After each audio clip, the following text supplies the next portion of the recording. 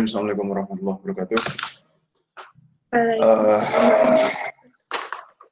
Sebentar. Oke, mohon maaf sebelumnya saya terlambat karena tadi perut saya bergejolak. Sekarang, nah, sudah masuk. Oke, ini saya bisa present enggak ini? Saya bisa present enggak? Hostnya siapa? Saya bisa present atau enggak? Bisa, Pak. Bisa, Pak. Oke.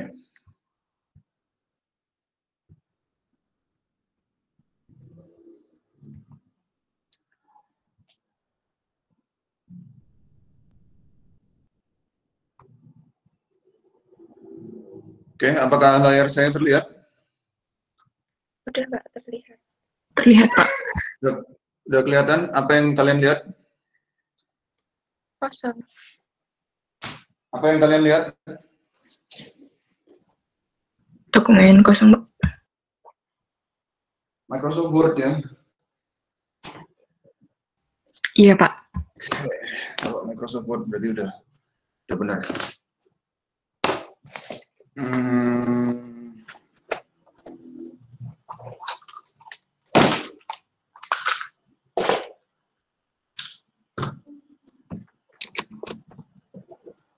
Oke, jadi seperti yang sudah saya ekonometrika ada 8 kelas dari A sampai H, tapi dosen kelas H ternyata materinya sudah sedikit lebih jauh ketimbang yang kelas A sampai G, makanya soalnya dibuat beda tapi tetap dijadikan satu file. Nanti yang kelas A sampai G yang ngerjainnya bagian kelas A sampai G, yang kelas H ngerjainnya bagian kelas H. Nah, yang kelas A sampai G, kemarin kasih tahu ada 5 soal. Pastinya tiap soalnya ada ABC ya. Maksudnya ada yang A perintahnya apa, yang B perintahnya apa, yang C perintahnya apa. Oke, 5 soal. Ini nomor 1 sampai 3. Pilih 2. Ya, kerjain 2 soal dari nomor 1 sampai 3. Jadi boleh nomor 1 dan 3. Boleh nomor 2 dan 3. Boleh nomor 1 dan 2. Ya, jangan kerjain semuanya. Kalau kerjain semuanya nanti ada satu soal, ada satu nomor yang nggak tak nilai. Ini yang koreksi bakal saya sendiri. Untuk kelas yang EFG ya, yang kelas saya EFG, kalau nomor 1 sampai 3 dikerjain semua, bakal ada satu soal yang nggak tak nilai. Kemudian yang nomor 4 dan 5 kerjakan semua, ya ini wajib. Karena nomor 4 itu nilainya 35. Nomor 4 nilainya 35, nomor 5 nilainya 30. Jadi totalnya 65. Enggak. Nomor 4 itu nilainya 40. Nomor 5 nilainya 30. Jadi 4 sama 5 itu udah 70. Jadi nomor 1, 2, 3 itu masing-masing 15. Jadi kalau pilih 2 berarti 30. Ya, 30 tambah 70, 100. Kalau yang kelas H, wajib dikerjakan semua soalnya. Oke. Yang kelas H, soalnya ada 5. Ini wajib semua.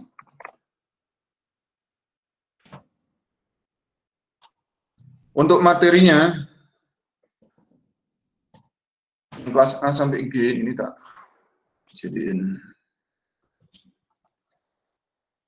single space saja. Nah, untuk materinya yang pertama pasti penulisan model dan persamaan regresi.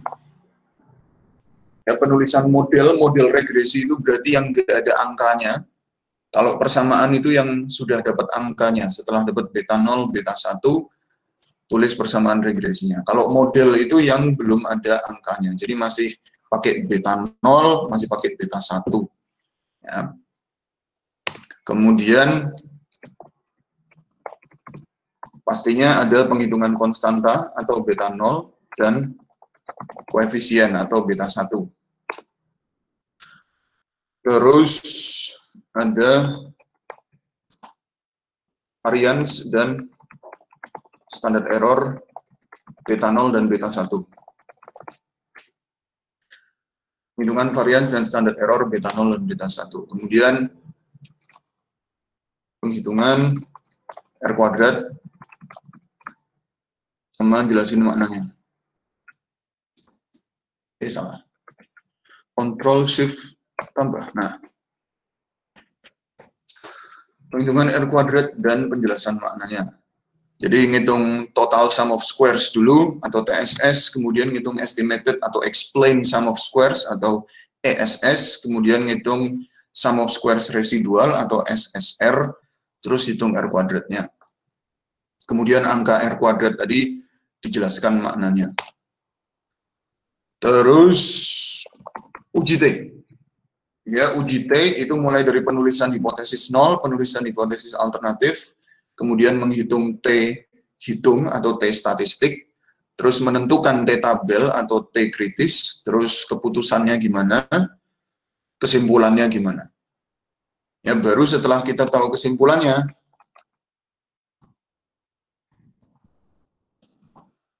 baru beta 1 ini bisa kita interpretasikan atau tidak. Ya, kalau ternyata H0-nya yang tidak ditolak, ya beta 1-nya tidak bisa diinterpretasikan. Kalau H0-nya ditolak, ya beta 1-nya bisa diinterpretasikan. Terus di soal terakhir, soal kelima, itu kalian akan diminta untuk menjelaskan apakah hasil ini sesuai dengan teori ekonomi atau enggak.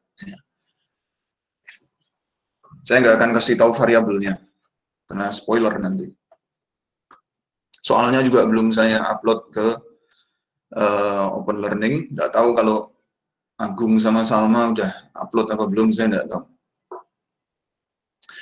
Untuk yang kelas H kemarin saya lihat soal dari Pak Edi, itu kurang lebih sama penulisan model dan persamaan, sama penghitungan konstanta, dan kok ini setelah kok satu lagi sih, mabuk. Nah, jadi ngitung beta 1, beta 2. Ya, kalau yang kelas A sampai G ini baru beta 1 kan. Kalau yang kelasnya Pak Edi sudah sampai beta 2. Beta 1, beta 2, malah ada yang beta 3. Jadi ada yang pakai 2 variabel independen, ada yang pakai 3 variabel independen. Jadi ngitung koefisien yang pertama, koefisien yang kedua, koefisien yang ketiga. Kemudian uji T sama uji F. Ya, kalau regresinya punya lebih dari 1 variabel independen, nanti kita masuk ke uji F. Oke. Kurang lebih materi ujiannya adalah ini. Saya akan tunggu sampai ini 8.20 ya. Saya akan tunggu sampai waktunya 8.20.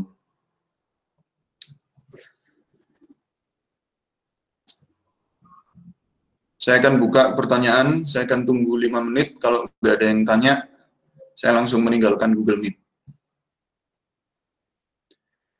Yang kelas H silakan tanya juga, enggak apa-apa. Saya bisa bantu juga. Ini masih gampang banget nih.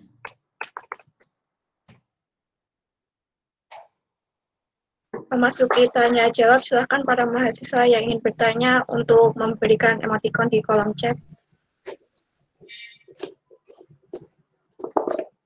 Oh, nggak disuruh ngomong tuh.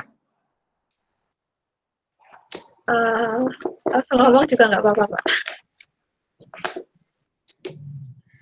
Oke. Sampai 8.25 ada yang tanya, saya keluar.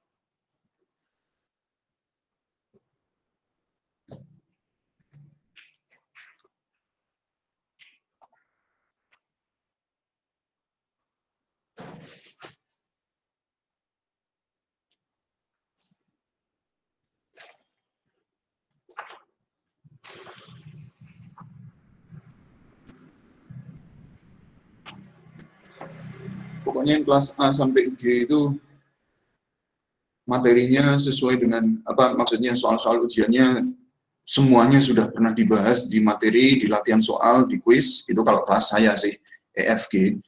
Nggak tahu kalau kelasnya sih Salma sama kelasnya Agung gimana.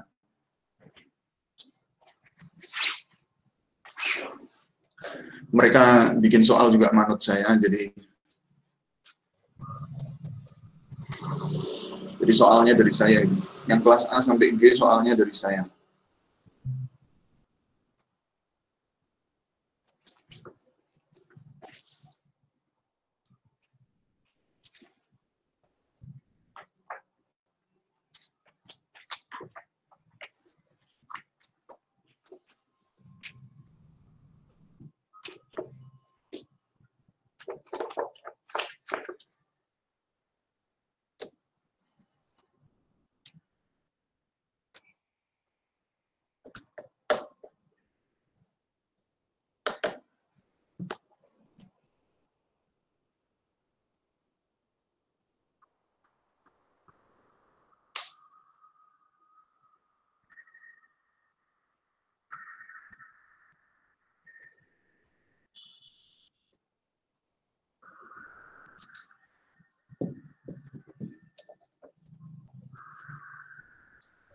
Permisi, Pak.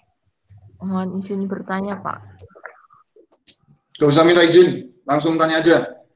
Di buku, ya, di buku Widaryono itu kan ada HA banding B1, tidak sama dengan 0 itu yang bagaimana ya, Pak? Halaman berapa?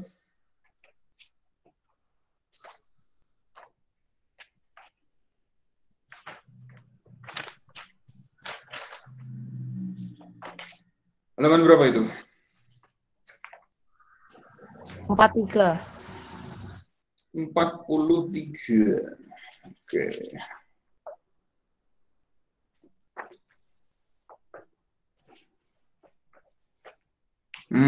Oke.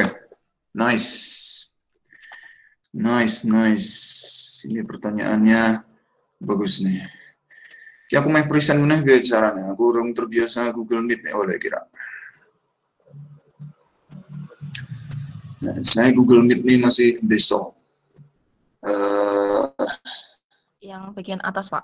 Ekonometrika. Nih.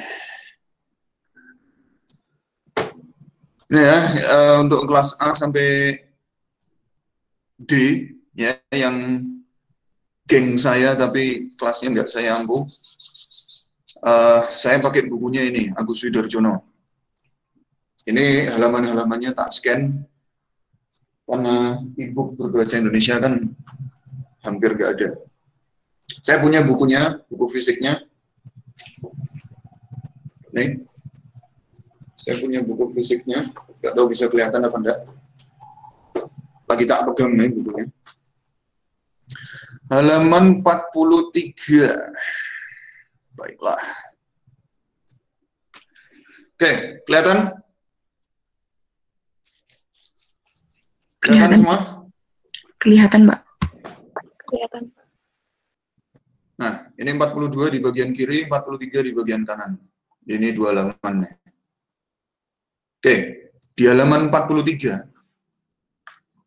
Di halaman 42, dia menulis hipotesis alternatif itu beta 1 kurang dari 0. Si Agus Widarjono ini nulis beta 1 kurang dari 0. Coba, sekarang kita main-main matematik aja. Y, topi, sama dengan beta 0, topi, plus beta 1, topi. Ya, untuk penyederhanaan, gak usah tak tulis topinya deh. X.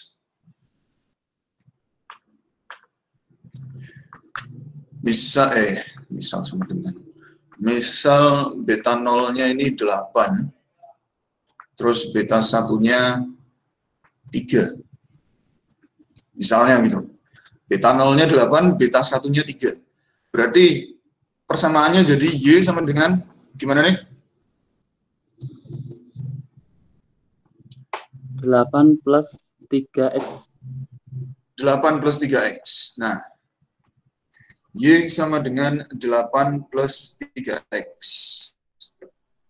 Tinggal masukin angkanya aja kan. Beta 0-nya diganti 8, beta 1-nya diganti 3. Nah, terus dari persamaan ini kita bisa ngitung. Kita bisa ngitung berapa sih Y-nya ketika X-nya ini 0. Berapa Y-nya ketika X-nya 0? 8, Pak. Nah, 8. Karena ini kan X-nya kita ganti 0, 0 dikalikan 3 ya 0, sisanya ya 8. Oke. Ketika X-nya 1, berapa Y-nya? 11. 11.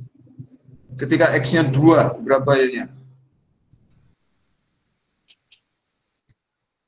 14. 14. Oke, ketika X-nya 3 sampai 4 deh. Ketika X-nya 3 berapa Y-nya? 17. Ini 17, berarti ini 20, kalau ini berarti 23, dan seterusnya. Nah, X-nya dari 0 ke 1 ini berarti apa yang terjadi pada X?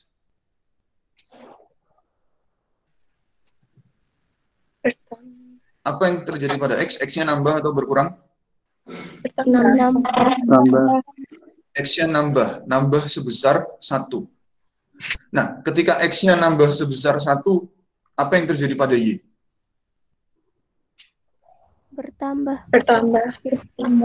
Nambah sebesar 3. nambah sebesar 3. Ya, nambah sebesar beta 1.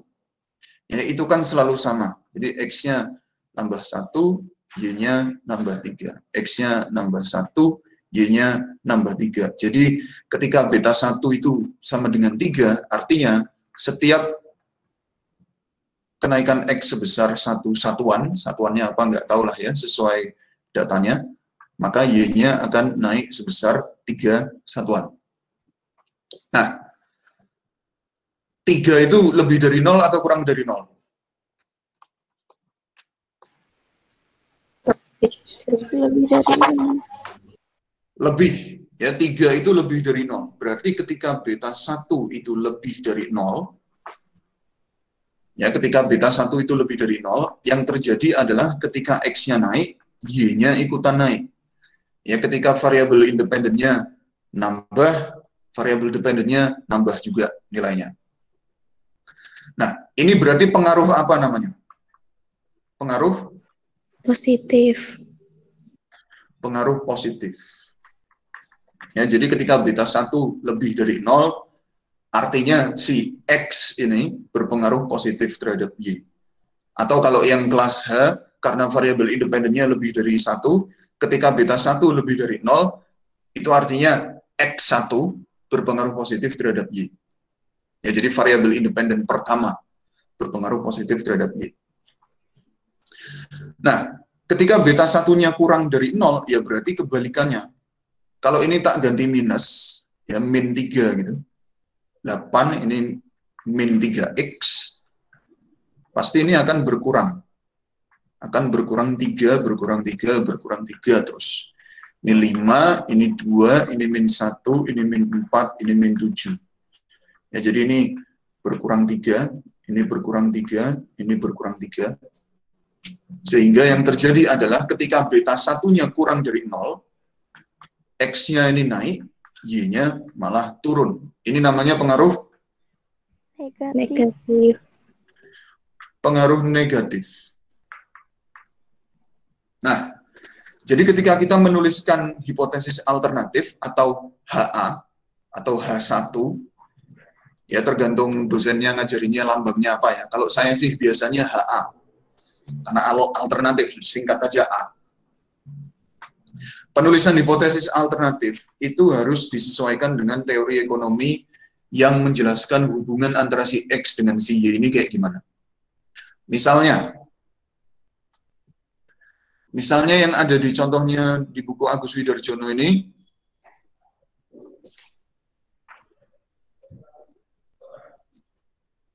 harga sama jumlah permintaan. Kira-kira harga pengaruhnya terhadap permintaan itu positif apa negatif? Di ekonomi mikro. Pengaruhnya harga terhadap jumlah permintaan itu positif apa negatif? Negatif. Coba, makin tinggi harga, jumlah barang yang diminta makin banyak apa makin sedikit? Makin sedikit. Makin sedikit. Berarti makin tinggi harga, berarti X-nya naik. Ya, makin tinggi harga berarti X-nya naik. Permintaannya makin sedikit, berarti Y-nya turun. Maka ini pengaruh negatif. Makanya HA-nya dikatakan beta 1 ini kurang dari 0. Artinya, harga, ini kalau dibuat kalimat gimana nih berarti? Harga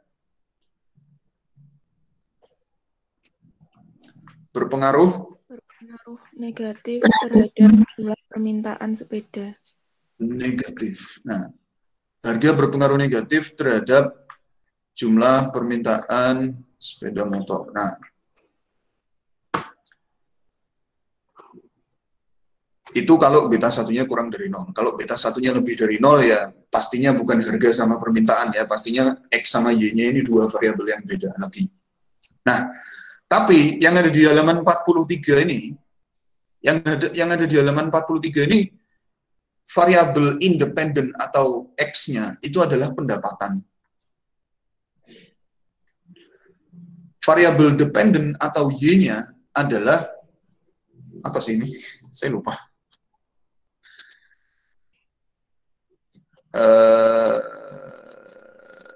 Nah, permintaan masih sama juga. Variabel dependennya adalah permintaan. Ini Y-nya, kemudian ini X-nya. Nah, di ekonomi mikro itu kalian sudah diajari, kalau dosennya sudah ngajari ya, di ekonomi mikro kalian sudah diajari jenis-jenis barang. Ada barang normal, ada barang mewah, ada barang inferior. Kalau masih ingat ya, ada barang normal, barang mewah, ada barang inferior. Kalau barang normal, ketika pendapatan seseorang ini meningkat, maka konsumsi barang normal akan meningkat, menurun, atau gimana?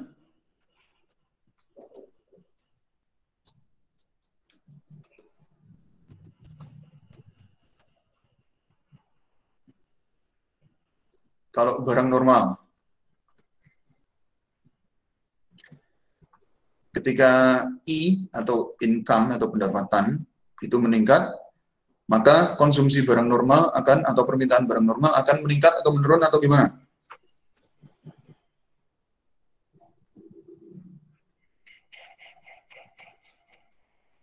Wah, lali. Kalau barang normal itu ketika pendapatannya makin tinggi, konsumsinya juga ikut makin tinggi. Itu barang normal. Berarti kalau kita menulis hipotesis alternatifnya, beta 1, tandanya apa ini? Tandanya di sini berarti apa? Kalau X-nya ikutan naik, Y-nya ikutan naik. Lebih dari. Nah, tandanya lebih dari. Ya, berarti pendapatan berpengaruh positif terhadap permintaan. Nah, kalau barang mewah ini bukan kaitannya sama pendapatan sih. Barang mewah itu ketika harga naik, jumlah barang yang diminta ikutan naik. Ya ini sama juga, beta satunya lebih dari 0. Nah, kalau barang inferior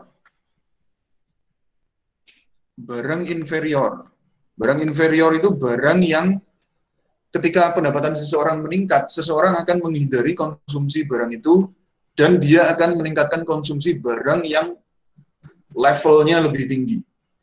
Misalnya, kalian sebagai mahasiswa sekarang, mungkin sebagian besar dari kalian belum punya pekerjaan. Belum punya pekerjaan berarti belum punya penghasilan sendiri. Nah, jadi relatif jarang misalnya beli makanan mahal atau makan di tempat makan mahal, relatif jarang. Makannya mungkin di warung-warung biasa, wedangan, walaupun sampai sekarang wedangan ini tetap salah satu favorit saya.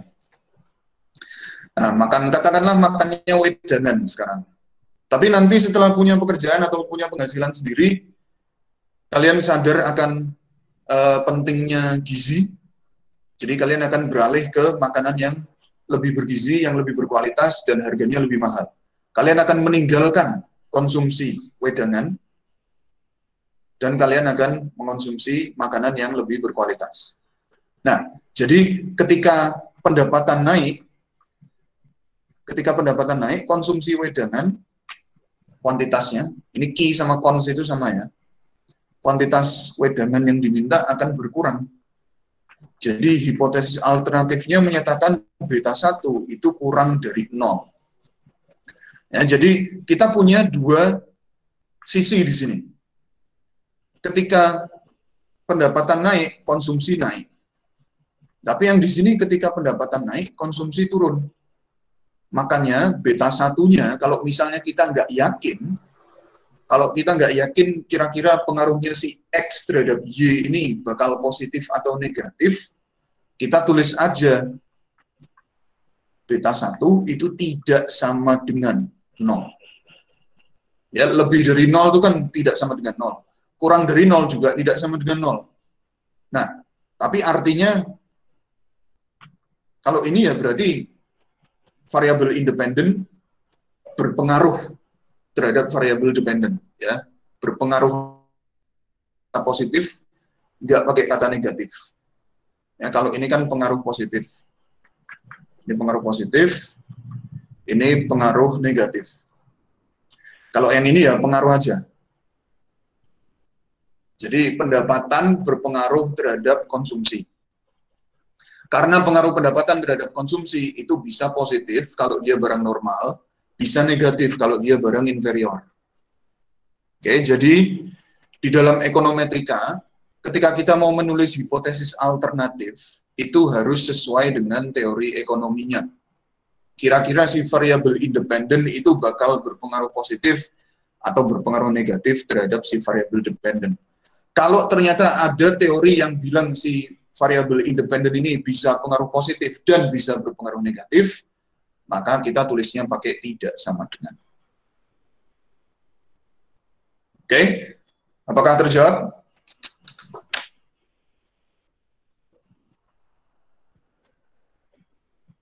Apakah pertanyaannya terjawab?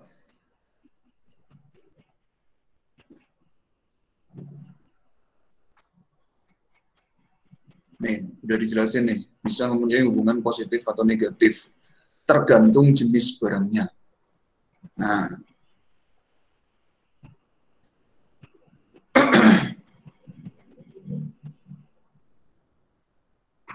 ini mestinya beta 1 sama dengan ini. Salah ketik nih si Widarjono. Beta 1 sama dengan 0. Kalau beta 1 sama dengan 0 ya berarti X-nya tidak berpengaruh terhadap Y. Karena mau berapapun X-nya, Y-nya tetap. Di sing takon mau. Apakah sudah terjawab? Sudah, Pak. Oke. Next.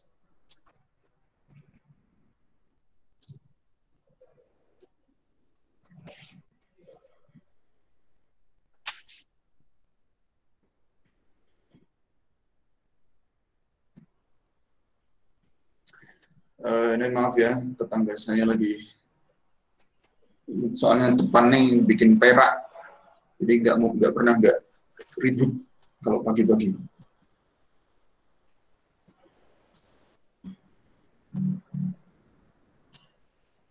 Mungkin dari teman-teman ada yang ingin ditanyakan lagi.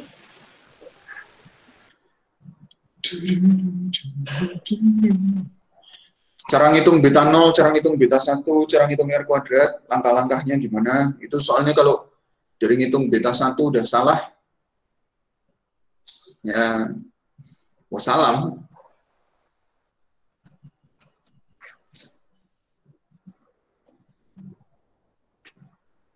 Kalau beta 1 salah, pasti beta 0 juga salah. Kalau beta 1, beta 0 salah, pasti Y topi salah. Kalau Y topi salah, pasti residual salah. Kalau residual salah, pasti R kuadrat salah. Kalau residual salah, pasti standar error dan varian salah. Kalau residual salah, pasti T statistiknya salah. Kalau T statistiknya salah, nanti pengambilan keputusan hipotesisnya salah. Jadi dampaknya berantai ini.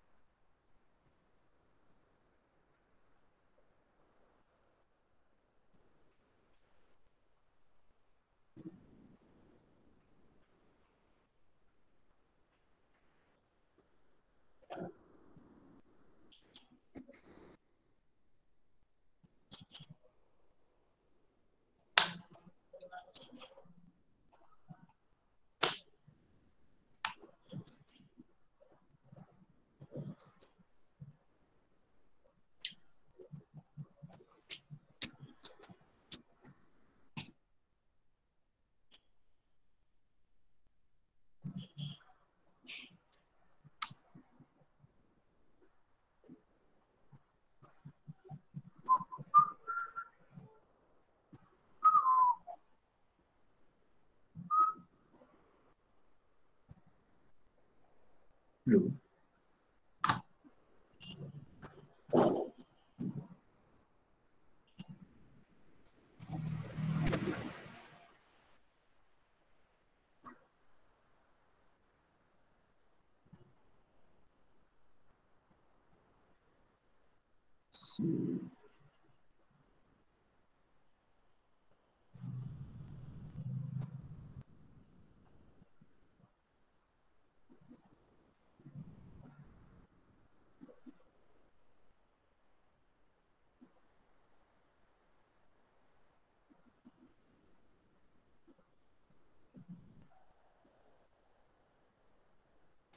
Ayo teman-teman yang belum paham di materinya bisa ditanyakan sekarang.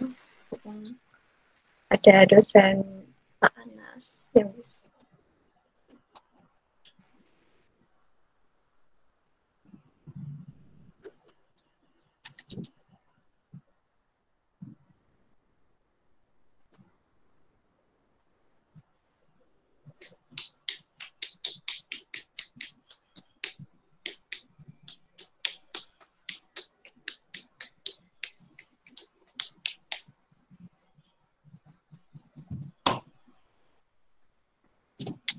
Ngerjain sesuatu yang lain lah.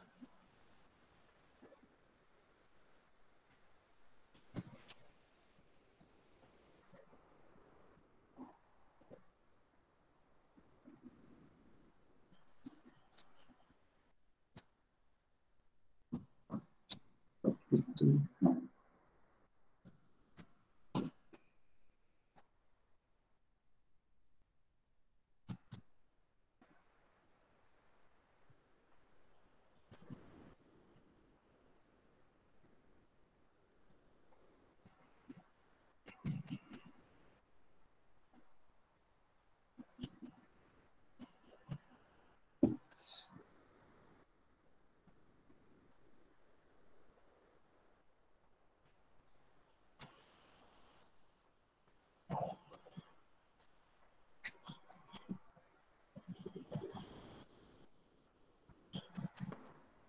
Pak, saya ingin bertanya. Kenapa kamu nunggu sampai 8.45? Saya udah mau keluar nih. Saya udah mau keluar nih. Kenapa Sebentar, kamu Pak. nunggu sampai 8.45? Sebentar, Pak. Apakah bisa jika nilai Kenapa kamu nunggu sampai 8.45? Meyakinkan diri, Pak. Ya udah, nanti 2 menit aja saya keluar. Oke, sebentar, Pak. Apakah bisa nilai konstanta itu bernilai negatif dan bagaimana pengaruhnya, Pak? Bisa. Tak jawab sekarang, bisa. Konstanta itu bisa bernilai negatif. Sebenarnya konstanta itu nggak terlalu penting sih. Cuman buat pengetahuan aja. Ini kamu ini kelas saya kan, namamu familiar nih. Iya, Pak. Nah.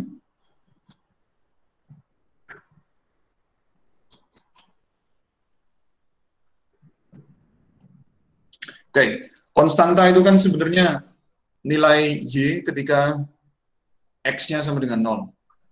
Ya, beta 0 ini adalah Y ketika X-nya nggak ada.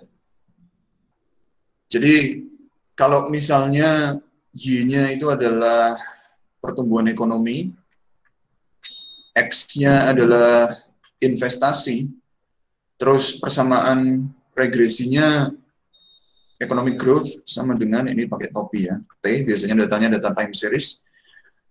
Misalnya ini 4,5 plus 0,3 investasi, T. Ini satuannya katakanlah miliar rupiah, ini satuannya persen. Jadi 0,3 berarti kalau investasinya naik 1 miliar rupiah, maka pertumbuhan ekonominya naik 0,3%. Itu kalau beta 1. Kalau beta 0, berarti ketika investasinya nggak ada, maka pertumbuhan ekonominya adalah 4,5%. Ya, Y ketika X sama dengan 0. Tapi dalam kenyataannya, Y ketika X sama dengan 0 itu nggak logis. Coba, bukan menurutmu, menurut kalian deh. Menurut kalian, kalau tidak ada investasi, di zona ekonomi tidak? Coba, logikanya gimana? Ketika tidak ada investasi, pertumbuhan ekonomi ini bisa terjadi tidak?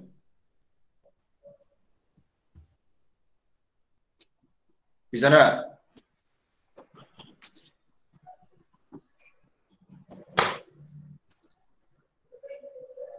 Tidak, Pak. Enggak. Ya, mungkin, tapi lebih ke enggak. Karena investasi itu kan perluasan kapasitas produksi. Kalau nggak ada investasi, ya produksinya nggak nambah. Kalau produksi nggak nambah, nggak ada pertumbuhan ekonomi. Nah, jadi konstanta ini jarang diinterpretasikan karena kadang angka itu nggak logis. Masa iya sih ketika X-nya 0, Y-nya segini. Misalnya ketika harganya 0, maka jumlah barang yang diminta sebesar sekian. Ya mana ada orang jual gratis. Ketika harga 0, ya mana ada orang jualan kok gratis. Jadi jarang sekali ada konstanta yang logis. Tapi untuk pengetahuan aja, konstanta itu adalah nilai Y ketika X-nya sama dengan 0. Jadi kalau diinterpretasikan ya kayak gitu. Ketika X-nya 0, Y-nya segini. Itu bisa nilai positif, bisa nilai negatif. Beta 0-nya ini bisa plus, bisa minus. Ya udah diinterpretasikan apa adanya. Cuman logikanya dapat apa enggak? Itu urusan belakangan, pas penelitian. Itu kalau kalian penelitian lihat konstanta yang kayaknya aneh ya usah diinterpretasikan. Nah, konstanta itu akan penting nanti di data panel di ekonometrika 2. Kalau di time series dan cross section konstanta sering diabaikan. Cuman pasti di soalnya nanti akan ada penghitungan konstanta. Saya lupa ingat nih, konstantanya yang minta diinterpretasikan juga ada ya. Coba cek dulu. Kayaknya saya nggak minta interpretasi konstanta deh.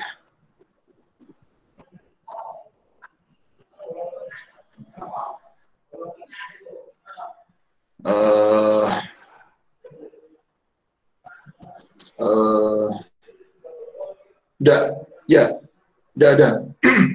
Saya enggak minta interpretasi konstanta. Yang diinterpretasi hanya koefisien beta 1.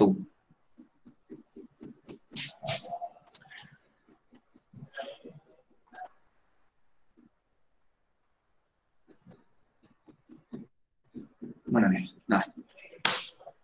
Oke. Apakah terjawab?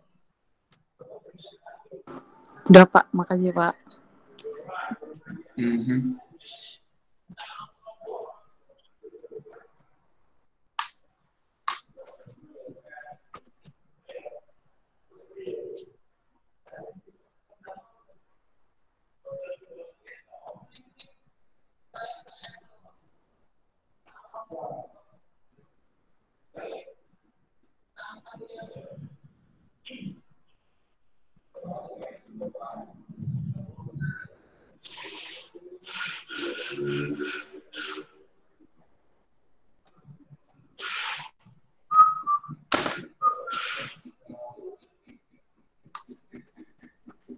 Ayo teman-teman yang belum paham materinya ditanyakan, jangan malu-malu.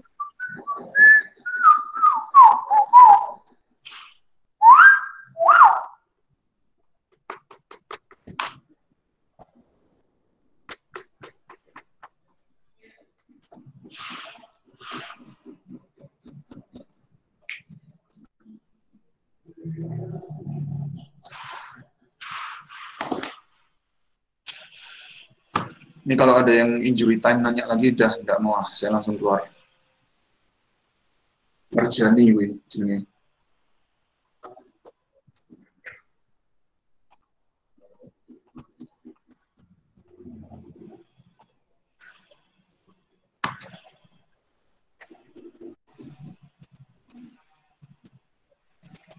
Kemarin Komstat gitu soalnya saya. Tak tunggu 5 menit. Udah ada yang tanya, pas saya mau keluar, Pak, saya mau tanya. Alah, Swen. Langsung ke gue.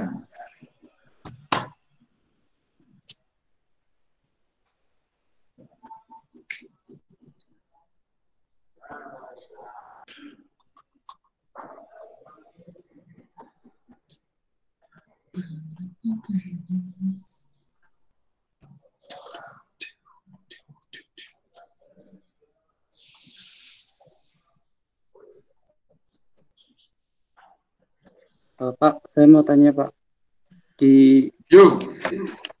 yang di koefisien determinasi, yang R kuadrat itu kan rumusnya, maaf, kedengeran nggak Pak? Ya.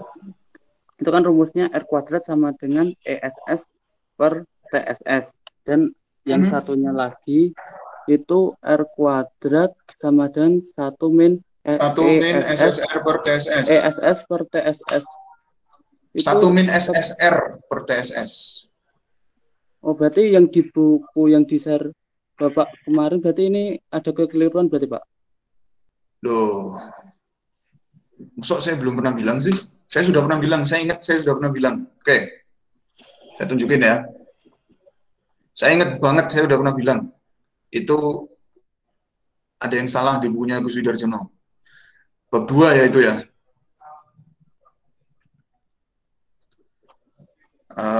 R kuadrat R squared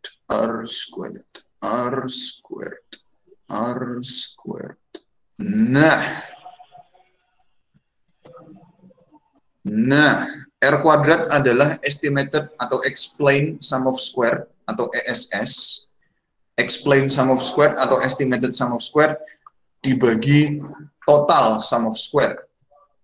Ya, ESS dibagi TSS.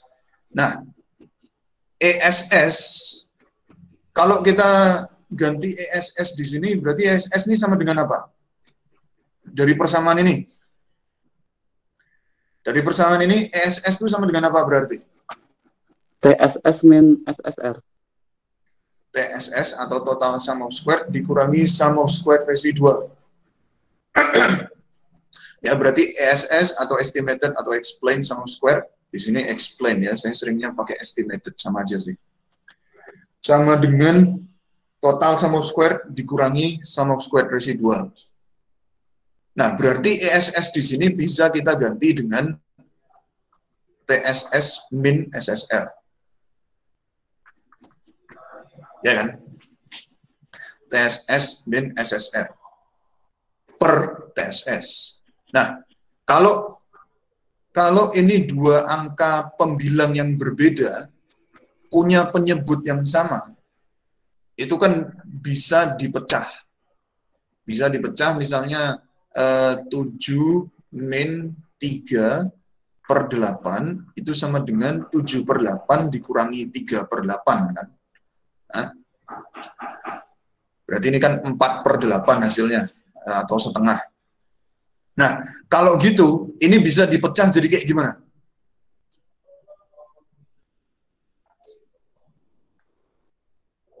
Ini bisa dipecah jadi kayak gimana nih? TSS per TSS min SSR min TSS. Min SSR per TSS. Nah, TSS dibagi TSS berapa? 1. 1. Nah, 1 min sum square residual dibagi total sum square. Ya, jadi ini SSR bukan ESS. Kalau ESS itu nggak ada 1 minnya. Nah, jadi ESS per TSS itu sama dengan 1 dikurangi SSR per TSS. Jadi ini ada kesalahan di sini. Ini SSR. Ini sudah pernah tak bahas di latihan yang kedua. Kedua apa ketiga ya? Kedua apa ketiga saya lupa. Pokoknya sudah pernah tak bahas. Kayaknya di materi R kuadrat juga. Mungkin saya lupa. Tapi yang jelas di latihan soal yang kedua atau latihan soal yang ketiga, itu sudah saya bahas. Coba kita lihat apakah ada rumus lain, bukan rumus lain, apakah ada penggunaan rumus lagi di sini. Nah, dulu, ini kok 1 min? 1 minnya 2 kali. Gus Widarjono, sejak statistik 2 bukunya sudah ada beberapa yang typo nih. Nah, ini 1 min 1 kan 0 ini. Ngawur ya. Ya kita lihat sumber yang lebih kredibel aja lah. Saya tunjukkan buku ekonometrika yang lebih berkelas. Basic Econometrics. Nanti soal UTS ada data yang tak ambil dari sini. Basic Econometrics. Ya, ini nama penulisnya Damodar Gujarati dan Dawn C. Porter. Nah, ini judul bukunya aja basic. Berarti ini dasar banget, tapi 946 halaman. Ya, ada 946 halaman walaupun basic ya. Loh, nama penulis bukunya aja kayak gini kok. Nah, nama penulis bukunya mengandung kata kematian di sini. Oke. R kuadrat itu di mana ya? Two variable regression model, probability classical, two variable interface hypothesis testing. Tulis sini aja deh.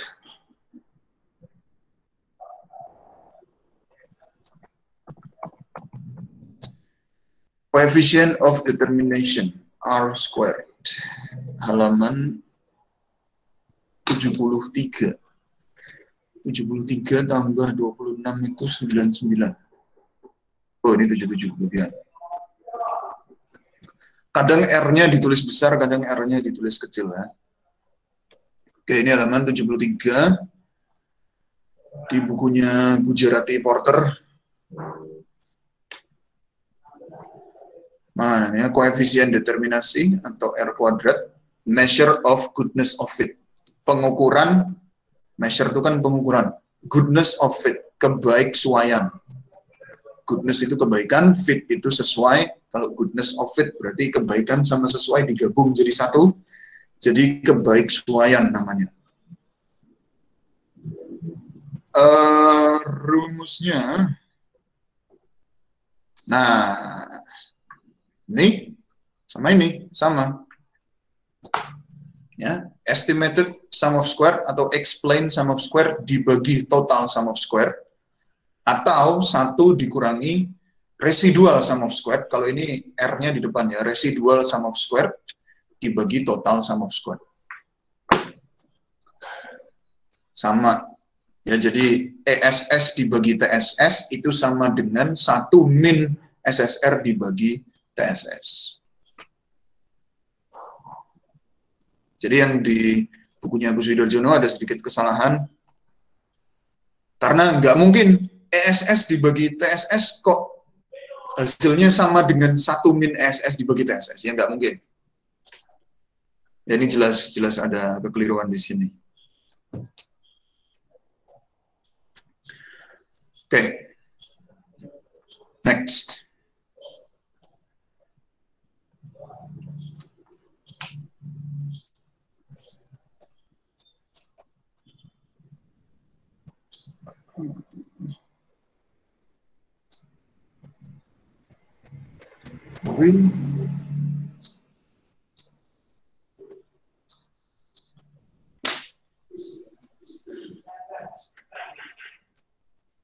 Mungkin dari teman-teman ada yang mau ditanyakan lagi.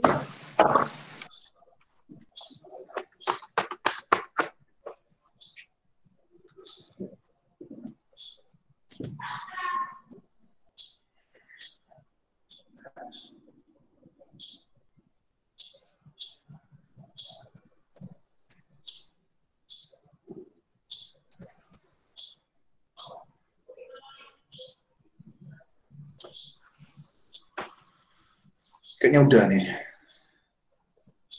Baik, karena tidak ada pertanyaan lagi, asistensi hari ini akan saya tutup. Sekian asistensi pada hari ini, semoga apa yang kita pelajari di hari ini dapat bermanfaat. Jangan lupa teman-teman untuk mengikuti asistensi selanjutnya, dan yang sudah mengikuti asistensi pada hari ini, saya ucapkan terima kasih, serta mohon maaf apabila ada kekurangan dalam asistensi hari ini. Semoga teman-teman diberikan kemudahan dalam mengerjakan UTS minggu depan. Wassalamualaikum warahmatullahi wabarakatuh. Untuk teman-teman jangan lupa absen ya di kolom. Sebentar. Ini bagi yang masih ada di sini, nanti kalau masih ada yang ingin ditanyakan silakan WA aja. Karena saya yakin pasti masih ada. Saya yakin pasti masih ada. Ya. Oke. Good luck. Sampai ketemu hari Senin untuk yang kelas EFG. Baik, Pak. Terima kasih.